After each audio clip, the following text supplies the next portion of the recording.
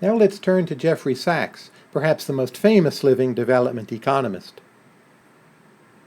Sachs has had a wide-ranging career which has in some ways tracked the course of world events.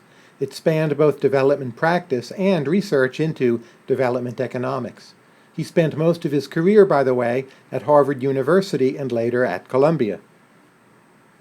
Sachs is pretty well known to the general public, in part because he spent time associating with various movie stars and rock stars, so Jeff Sachs really is the economist as celebrity himself.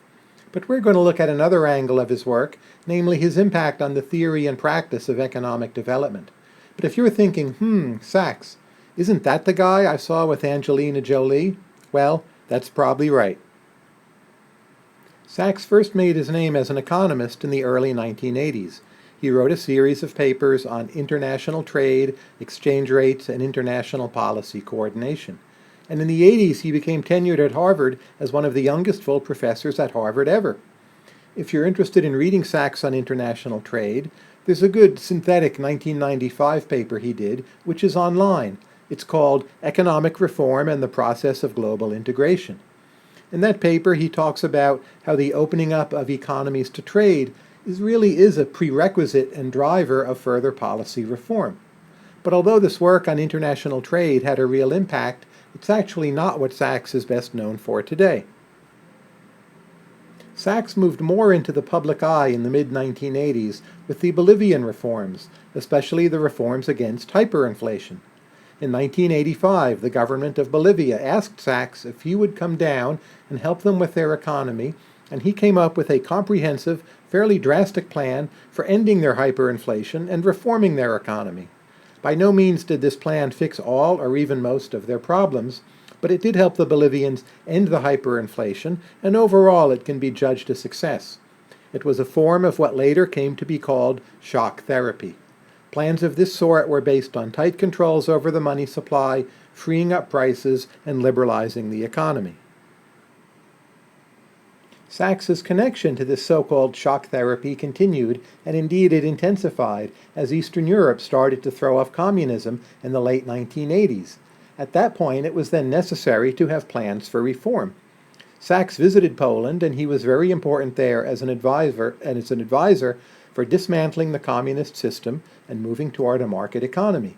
Again, Sachs's recipes were often fairly drastic, namely the sense that an economy could and indeed should do a lot of things up front very quickly to reestablish a market economy right away. With the passage of time, I would judge shock therapy in Poland actually to have been quite a success.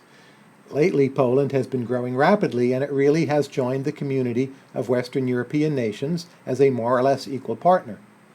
In Russia, the use of shock therapy was more controversial because it was accompanied by a series of privatizations which led to a lot of corruption and redistributed wealth in a manner which many people consider unjust. In fairness to Sachs, these privatizations in Russia happened after he left the country and stopped serving there as an advisor. Nonetheless, the important point here is that shock therapy remains a somewhat controversial concept. By the way, if you'd like to read Sachs on shock therapy, I recommend this piece, which is available online. In any case, you can already see that Sachs has been extremely important as a practitioner of the science and art of economic development. Moving back to economic theory and research, Sachs has had an important piece on what is called the natural resource curse. It resurrected the notion that possibly countries could experience growth problems precisely because they had natural resources. That this natural resource might make the country more corrupt, or it might make them rely too much on those natural resources. We consider this argument in more detail in our video unit on the natural resource curse, so I would refer you to that. Needless to say, Sachs made important contributions in this area, and he brought up anew what had been an old, and at the time, somewhat abandoned debate. Sachs has been an important researcher on African economic growth and why it has chronically been so slow.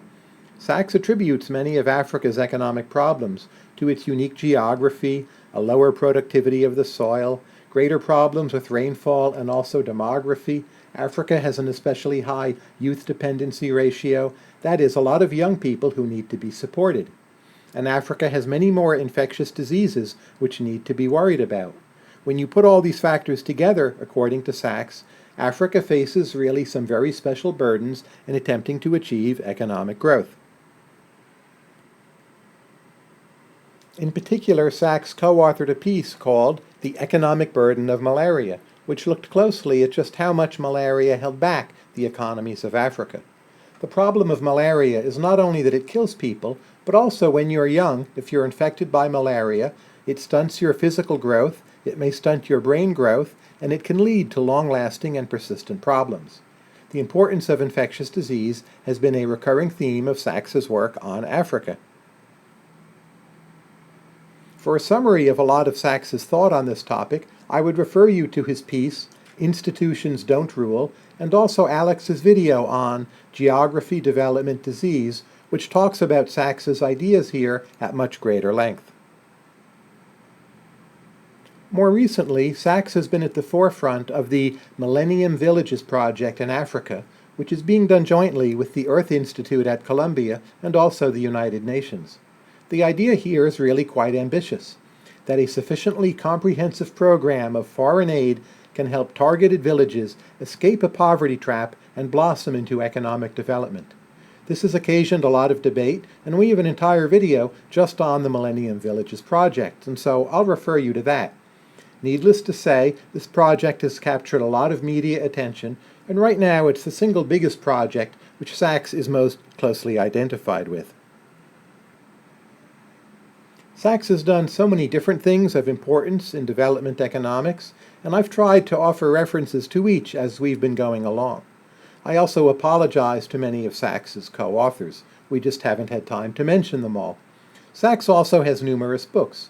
If you're going to read just one, I think the best one as an introduction to his thought is the one called The End of Poverty.